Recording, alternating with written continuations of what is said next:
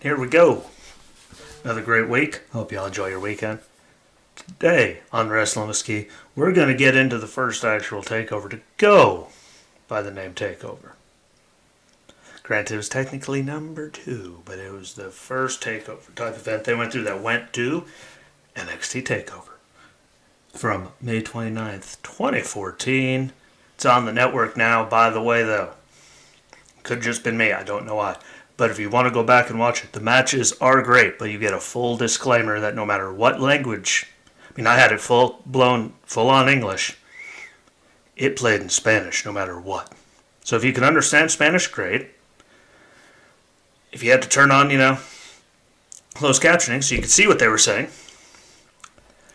I recommend it. And having a set of these and some music so you could sit there and watch it and, semi-read it as it's going on, but it was really, really weird. That it was only in Spanish. Thought I messed something up, but no, that's all it would do for me. So hopefully, if you do watch it, doesn't do it to you. But it was still a great night. It doesn't like sitting down, watching some good old-fashioned wrestling, listening to Shinedown's live album. It's good stuff. Just be prepared to have music or something in the background because it only plays in Spanish, which I have no problem with. I just had no idea what they were saying. And the closed captioning only picked up on some of what they were saying. But anyway, started out with, a bang with Adam Rose coming out with, the rosebuds and all of that ridiculousness. It was. Whether you liked it or not, it was definitely different, which I think helped him, at least at the beginning there. We all saw what happened when he got on the main roster, but it was a good run. And him against Camacho, who was always a good hand there. Oh, he didn't get over, I don't know, but I didn't look up what the problem was. But those two had, amazing, amazing match. When I say an amazing match, I mean Camacho really just mauled Adam Rose for the longest time. That was a full-fledged whooping for most of that match. Literally, it took minutes for him to get anything in where he got a few, strikes in here and there. And then he did land one hell of a beautiful spine buster, in my opinion. I'm no expert, but damn, that thing was pretty. That thing was really, really, really good. And, spine buster, that just goes a little longer. Party foul, night, Camacho. Match over. And hit the music. Here comes all the rosebuds with the bunny, who we all know later on turned into, a little bit bigger of a deal at one point on the main roster there on Raw. Which, just the guy in the bunny suit, like you'd never think. But when you look at that, when he's doing all that, one of the rosebuds that you see right on the right side of your screen was no other than Braun Strowman dancing around and hopping around all that stuff. Just think the people the other way, you're training cool, you're gonna go be one of these. Braun, go out there and do this. That put a smile on my face just to see the sight of Braun Strowman dressed like he was dancing around to that. But he was super happy for that one. He looked super happy. Not really. But he was out there. And also I saw a Simon Gotch in there who was in the Vaudevillains. He was one half the NXT Tag Team Champs at one point. I'm pretty positive they did win them. They had a great run, the Vaudevillains, until, Simon Gotch went and, he left the company, and that left Aiden English all on his own, and had little stuff here and there. He was the Muse singing, ring announcing fool for Rusev and Rusev Day for a little bit there. But there was Simon Gotch. And that was only in the few seconds I looked and saw, oh, look, yay. He's doing his, trust fall into the people. And they're walking him back out. But, yeah, Simon Gotch and Braun Strowman. Simon Gotch, yeah. He had the curled up mustache. You know, Braun Strowman, though, dressed up like that, acting like that. That's just... I'm going to say I never noticed that ever before. Granted, it's been, 7 years since I watched it. A lot of stuff has happened. A lot of people have come and gone. Look what Braun Strowman's done. Simon Gotch and Aiden English doing their thing. I mean, I'm sure there was a lot more faces in there that I just didn't see. Well, honestly, I wasn't paying attention. It was the Spanish thing. I was trying to watch it, and I was looking up, and the second it was over, I was cool. I'm not going to miss anything. Yeah, if there's commentary that I could understand, maybe, but call me crazy. But regardless, Adam Rose did get the win against Camacho, and to see his body type, just on a side note, how different he was, how much smaller he was than when he was, Leo Kruger, the original Inception, that he had when he was in NXT. Like, go back and watch that stuff. I was a completely different human being and beast when he was Leo Kruger. Kind of like we all saw pictures since he's left WWE where he's gotten big again. But, man, that was such a different thing. Different time, different character. And just to see how he went from, one extreme to the other, it just shows how good he really can be. Again, WWE, though, his character, like main roster, it's like no way Jose. Wasn't going to work.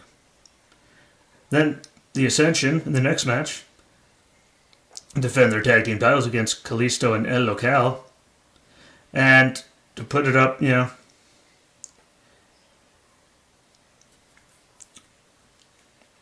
Kalisto kind of got mauled for the longest time. Really, they had their one moment where they catch the Ascension with Hurricane Ranas. They go rolling out of the ring. They both come running like they're going to dive through the ropes on them. They throw forearms. And then the Ascension's in control for pretty much 90% of the match. And El Local, in my Spanish, that's how you pronounce it. But some of the stuff he did was just pure garbage. Like, there's nothing good about it. There's nothing redeeming. Off the ropes, garbage. They had to have had something better for Kalisto than that. Go back and watch it. Literally. I wrote down some things, So, but nothing. There was nothing except for El Local. Just some terrible spots. He did not look good, and Kalisto got mauled. The Ascension was definitely, in a league of their own for a while there on NXT. Then, again, we talked about just last week. What they turned into after the main roster, that's another story entirely. But in and of itself. But, man. El Local. If you do watch it, skip that match. Probably was the least exciting one of ever, really. And then we cut to the long vignette of Tyler Breeze, doing Tyler Breeze things. And walking around with his foofy boots and taking pictures and striking his poses and looking at himself and admiring himself and doing all that because he thought it was the greatest thing ever. And then you see a very young Alexa Bliss, who she thought he was asking her to take a picture with her. And it was no. He wanted her to take a picture of him for him. Yes, very, very extremely early on, Alexa Bliss. Shows you just, you look at that and you're like, damn, that was still her. Yes, it was. To see what she turned into since then is an amazing thing. And then after that, Sami Zayn, Tyler Breeze, #1 contender match for the NXT Championship. It was back when they only had the tag, the women's, and the main championship before they added North American champion in more recent times. It's Tyler Breeze and Sami Zayn. And anyone that actually watched either of them on NXT, you know what you should be getting into. And they had the submissions. They had the striking. They were flying, flipping, flopping, all kinds of great stuff that you don't get to see them do since they've been on the main roster. We've gone over this before. They have more freedom down there, in my opinion, so that they're not as confined in a box of what they're allowed to do. Man, those guys, I don't know how long they went, but it was amazing. Wasn't a dull moment. Tyler Breeze, I mean, like you saw what he turned into with Fandango and all that, and like the Fashion Police and all that ridiculousness, but I mean, you go back and watch that match, you will not believe that that's the same Tyler Breeze. From what all the ridiculousness it turned into with, everything. This match was Tyler Breeze, like, at his best. That shows exactly why he got the push with that and made it up to the main roster with the push, because the kid could go. I don't know if I'm allowed to call him the kid, but him and Sammy put on a hell of a match. That was one of the very high, like, there were very few low points, but man, oh man, oh man, those two put on one hell of a match. And for one, I mean, like, all the matches were phenomenal, except for, again, that tag match, but man. And to see the beating and just everything that they did. They were technically, I mean, there were a few slips here and there, but they still did all the moves. They were trying to do all kinds of stuff that you've never seen them do. Like that you don't see people do ever, especially in that company. The WWE as a whole, I mean, they were doing all kinds of stuff. Again, Tyler Breeze showing how, like, back then, in his NXT run, Tyler Breeze could do so many things. Vicious, all that. And then to see what, again, and relegated down to, what it turned into was nowhere near as awesome as it was back in those earlier days in NXT. But man, oh man. They put on a hoot of a show. And then after just a brutal fight, back and forth, for however long it went, I don't know, 15, 20 minutes it seemed like it went on forever in the best way, so I lost track of time. But to see the whooping they got, and then Sammy finally gets to go for the Haluma kick, and Tyler Breeze drops and collapses and has his elbows around his hands right into a low blow as he falls like that. He gets the kick. Boom. 1, 2, 3. Sammy loses. And Tyler Breeze is the number one contender. Again, you got to think, this is coming off of, I mean, there's time in between the takeovers, obviously. The original one, Arrival, and then the first ever named takeover. But, I mean, Sammy kept putting on all those matches. Such good matches. And I don't know how many people, like, well, yeah, how about that? I forgot Tyler got, to be involved in any of it, just because, it's been so long. So I highly recommend going back and watching that. That was just glory. And to see him collapse with his elbows around his head, just bouncing off the ramp outside, and to do a low blow that way. Like, you just don't see stuff like that. I mean, so it made me chuckle a little just because, like, yeah, look at that. He actually did that. My dude. And, then we got the normal. After that match, after the high point of that, then Lana comes out, does their thing. Her and Rusev out there waving the Russian flag and all that. Enter Mojo Rawley with the American flag all hyped. And, well, you can probably guess how that went. Mojo just got stomped and put in the accolade. Then he tried to crawl away, and then, well, on the ramp, he got put in it again until Russia called off, Lana. Wow, Russia, there we go. Till Lana called off the super athlete. I guess we could call him that for a change. The super athlete, Rusev. But that segment was, again, just Rusev being Rusev back in the day. That's what he did. Well before Rusev Day, when people liked him, he was just out there just stomping people into the dirt. And doing it very well, by the way. Really, really, really good. But, it's what you expected from Rusev back then, yeah. It's like, he went on such a run being undefeated. I mean, like, on the main roster and through, like, he had a great run at the beginning. Until he finally got put down. But he was doing Rusev things then, which then enter into Charlotte with Ric Flair in her corner, versus Natty, with Bret Hart in her corner, for the NXT Women's Championship, which was vacant at the time. Before the match, Paige comes out with the Divas title, and they're still doing Spanish audio over it, but I listened to her because her words came out before the translation did. So, but she thanked everybody, and thanked NXT and the fans, and the one for them, she wouldn't be where she was. And I'll give you that. A good moment. And then the match that came after it, man, that was amazing. It was just Natty and Charlotte. And this was Charlotte for it seems like forever ago. Again, 7 years. Look how long. I mean, they've been on the main roster and doing stuff, but those two just put on a technical super show, really. There are a few strikes here and there, obviously. But there was so much just technical mat rolling around and wrestling and submissions and counters to submissions. Different pinning predict. I mean, they were just saying, hey, we could do the best technical stuff you could see. Lots of figure fours, sharpshooters, arm bars. I mean, there's at one point Charlotte was Natty was in the ring, and Charlotte was laying outside the ring and had her in Natty's knee in a figure four. With all they show does the pressure as it's extending like that while Natty's still in the ring. That was right towards the end. It was glorious.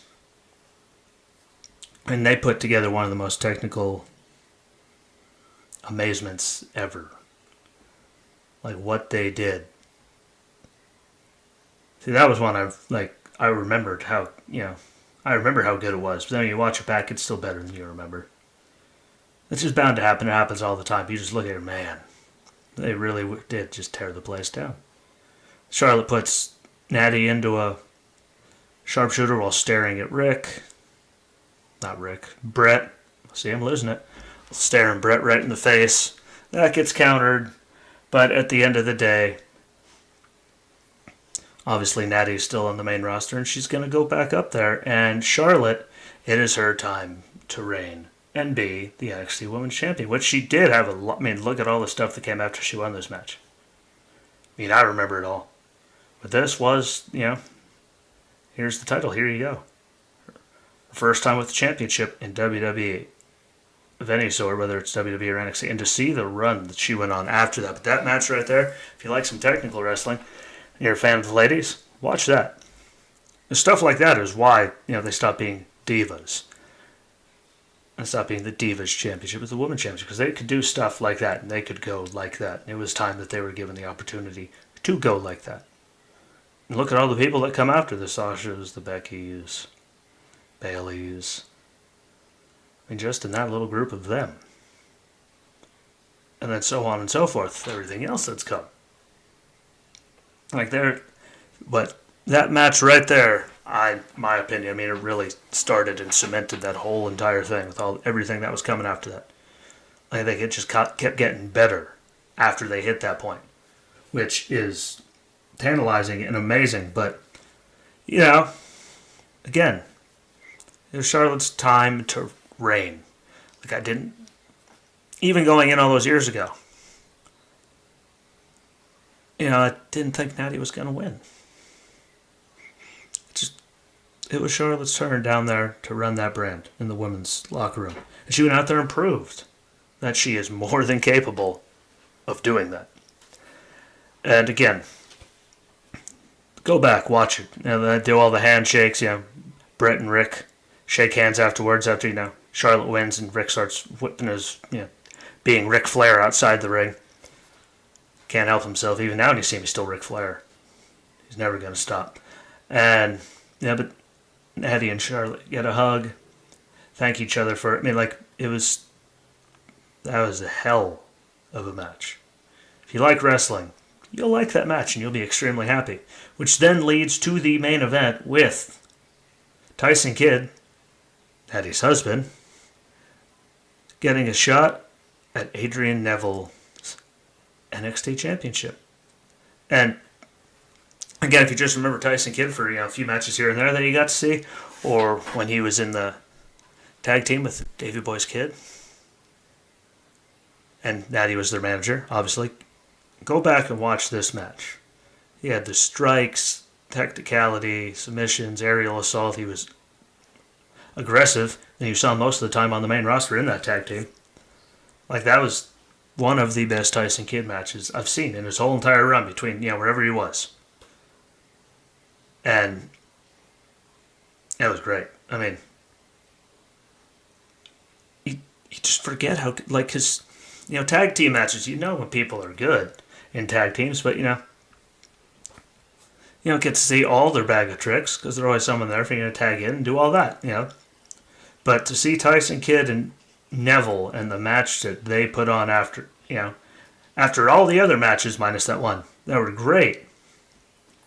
Then to see them have that match and to see, like, damn, I forgot Tyson Kidd was actually this aggressive and good. Like, I knew he was good, obviously, but to watch him and Neville, I mean, that is a hoot of a match. I really, it was normal though. I mean, back and forth submissions, the strikes. There was a double crossbody where they both dove at each other, which broke it even for a second there. But then they went right back. And there are so many submissions, counters, roll-ups, strikes, dives. Tyson Kidd did take a little bit extra time all the time he got to the main, top rope to do stuff. He got caught, I think, just about every single one of those times with a counter happening. But again, that's how they set up the match, obviously. So, but I mean, that was probably the best Tyson Kidd. Again, one of the top matches I've seen. And, and I got to see a jumping side Russian leg sweep from Tyson Kidd while Neville was on the second rope, down to the mat. Again, think of the last time you were sitting there watching someone pulled that off. Doesn't happen very often. They were doing some great, super stuff. All the submissions, the straight, that was beautiful. That was artwork in the ring. That was phenomenal. Not to steal a word from AJ, but that was just amazing. I said it a million times, but that's what it was. Like, and Tyson Kidd showed exactly why he is on the main roster, and he was there. Showed exactly why. I don't know why we didn't get to see that Tyson Kidd more. Through the main roster and all that. I mean, it did stick around for a little bit long, but I mean, I think he could have had a solid run at it. But, the match comes around after a red arrow. Neville retains. He extends his hand, and Tyson just walks right through him, which then sets up for, later stuff, obviously. But, all around, minus that tag match, that's a hoot of a show. And if you're a fan of wrestling, you will appreciate the, technically, it's the first TakeOver that was called TakeOver. Second TakeOver. Arrival was the first one, but it's the first TakeOver that was called TakeOver. And you should go back and watch it. Again, just make sure you either understand Spanish or have a set of these so you can listen to something else and just read, the closed captioning and, watch what's happening. Because you wouldn't let it play in anything but Spanish for me. I hope it works out better for y'all if you do go back and watch it. And I appreciate it. Throw some comments, some likes, shares. Tell people about it. Get them to like it. The more the merrier. The more input, the more people talk. The more interactive, the better it is for all of us. And the more it can grow into something really good. I appreciate the watch. Tomorrow we're going to hit up what happens on Raw tonight. And until tomorrow, my friends, have a good night. Enjoy Raw. Peace out, my friends.